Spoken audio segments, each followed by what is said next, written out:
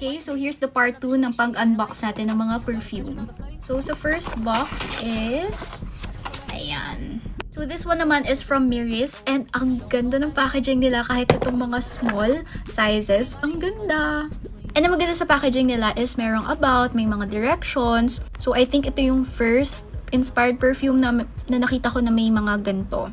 So, first perfume natin is si Cool Water. Alam ko dati sikat na to kasi I think high school, parang ganito yung mga pabango ng classmate ko. Kasi nung college, halos all girls naman kami dun sa school.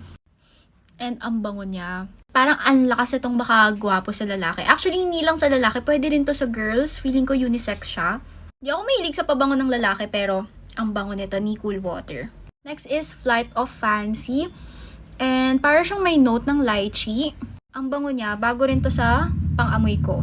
Ang lakas niya maka-fresh, bagay to sa daytime. Next is Katy Perry. Sobrang fave ko din to nung high school. Like, nakiki-spray lang ako sa friend ko nung high school. And, pag naamoy ko siya, naalala ko tuloy yung 4th year high school ako. Ang bango talaga nito, guys. Like, very fruity yung scent nito. Sobrang kaamoy na kaamoy niya yung legit na Katy Perry. Grabe. Oh my God, nag-spray ako, guys. Sobrang ang bango! Okay, so move on na tayo sa next box. So next is Cherry Blossom. Ito si Cherry Blossom, parang kahawig niya yung amoy ng Japanese Cherry Blossom ng Body Fantasies. Okay lang, hindi ako gaano ka-fan. Feeling ko mas magugustuhan to ng mom ko, so bibigay ko na lang to sa kanya. Next is Burberry London. Alam ko mabango to. Naamoy ko na rin to sa mga mall.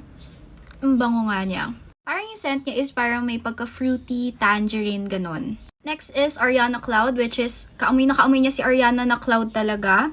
Isa rin to sa mga fave perfumes ko, like kahit yung alcohol ko, ito yung amoy ng alcohol ko. Gusto ko lang ng maliit na version. And Vanilla Lace, super kaamoy niya din yung Vanilla Lace, guys.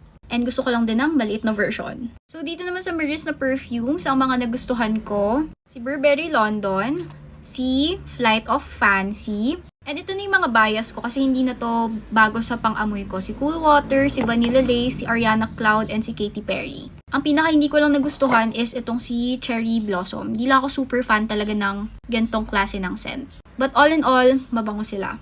So yun guys, yung in-spray ko na Katy Perry, grabe, ang tapang no amoy. Parang feeling ko yung nag-spray ako nung legit. Kasi dikit na dikit yung scent. Ang bango guys. So yun guys, magpabudol na kayo.